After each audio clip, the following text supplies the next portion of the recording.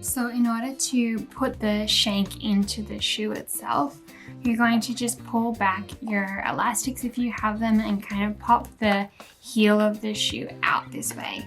And you can even fold the whole shoe back if that helps you a little bit, so that you kind of expose this part of the shank. You can see there's a little pocket in there, and that is exactly where the shank is going to go. I'm going to work with this green shank here. You always want to hold on to the hole at the top. So this is where your fingers will stay, and you're going to place this bottom part right here into the shoe. So it lays like this. The hole at the top is going to lay underneath your heel within the shoe. So simply, you hold this part of the shank back, and you're just going to put the shank within this little pocket right there inside, and you're gonna push the top of this shank all the way down until you feel it stop. So I'm pushing right now and it's not going any further, so I know that's the extent in which my shank will live.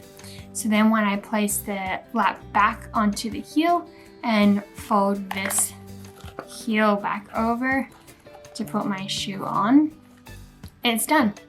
And the shank has a little extra firmness for it to sustain and mold to my foot the way I want it. Super simple.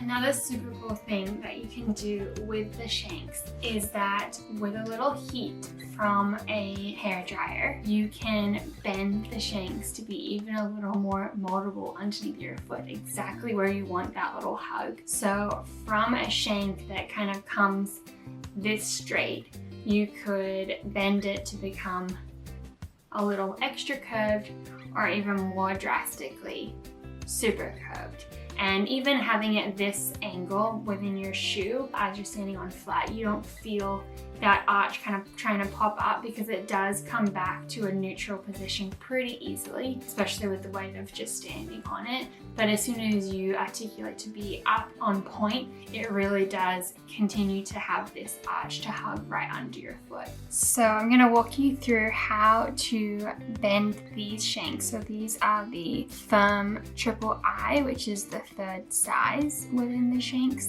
and I'm going to show you how to use heat to bend these. So my first step would be to find out at which point of your arch you want the shank to bend.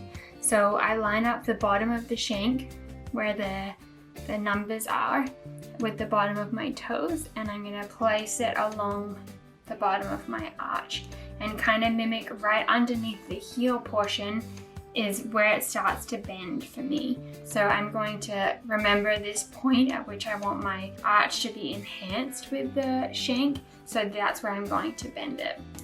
So you can either mark that spot for yourself, or you can just remember by holding your fingers there. So right in this point is where I'm going to want the bend to be accentuated. I'm just going to grab the hair dryer and I'm going to heat first of all the bottom of the shank. So you can see one side has a little extra of the lines, whereas the other side is a little bit more finished. So I'm going to heat right at that point.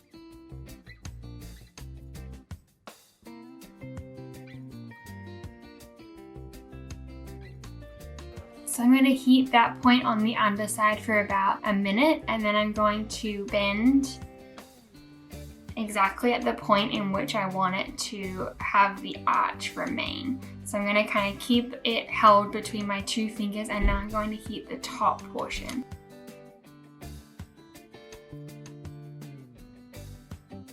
That was about one more minute. You'll start to feel the arch get a little softer with the heat of the hair dryer. I'm going to do one last time holding the same arch that I've created, and I'm going to heat through the arched point. Be careful each time you're holding it and you use the hair dryer not to blow into your hand, because it's going to get really hot. So try and create a little angle where you can blow and your hand is free of that hot air. I'm going to do one more minute. So now I've done the 3 sets from the inside to the outside, back to the inside, and you can see it's quite soft now. So now that it's at this point, I'm going to keep holding it until it cools down. So that should take just a couple minutes, maybe 2-3 minutes again. So after a couple minutes, it's still warm to touch, but you can see the angle it's created. So obviously if you want a little less of an arch than this, you just hold it at that desired point. So don't hold it as tightly as I was before. And you could do a little less time for the heat on it as well, which will give it a little more subtleness.